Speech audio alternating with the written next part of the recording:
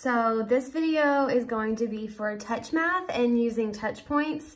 We want to make sure that when we're practicing our math this week, or even just counting, some of you have it as IEP goals, some of you are counting, identifying numbers. Really anybody can do this week, but I want to make sure that when we do it, we're doing it the right way, and that we're practicing over and over again, but not practicing incorrectly. So I'm going to show you our numbers. So these are what our touch points look like. We'll start with number 1, literally just 1.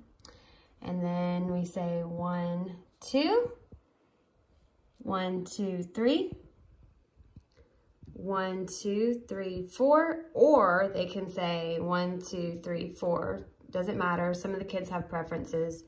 1, 2, 3, 4, 5. So for numbers 1 through 5, if your child is kindergarten, first grade, or just working on numbers 1 through 5, please just stick to those numbers.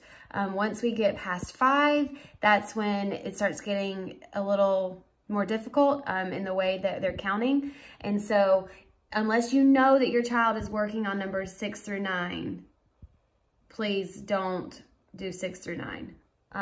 But this is how we do it if you are going to do it.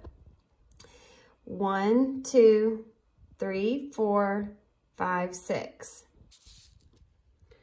1, 2, 3, 4, 5, 6, 7. So they're touching the middle dot and then the circle around it.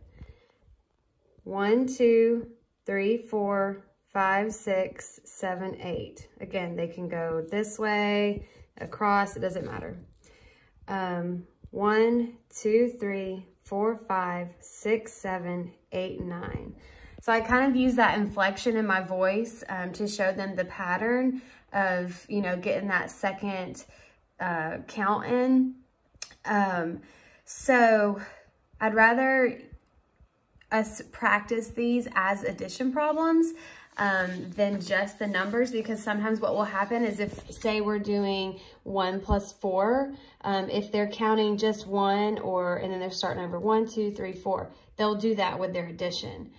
So when you practice counting, it's best to do 2 at a time so they can get the hang of continuing. So they'll say 1, 2, 3, 4, 5.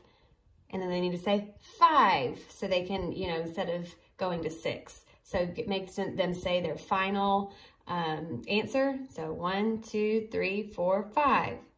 5. Okay, so if we're doing this, 1, 2, 3, 4, 5, 6, 7. 7. And make sure you have an addition sign too when you're doing that. So that's how we're using our touch points. You can do this if your child's identifying numbers, if they are doing addition, if they are just doing 1 through 5, if they're doing 6 through 9. The main thing is that if they are doing numbers 6 through 9 too, I never pair them, 6 and 7. It's always 6 and 1, 6 and 2, a lower number, so that until they get the hang of that double counting for the higher numbers.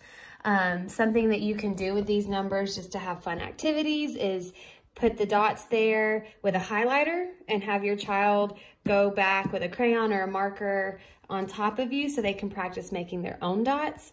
They can put stickers on the dots. There's lots of different things they can do with it, but I hope this helps. Just reach out to me if you have any questions. Good luck with your math.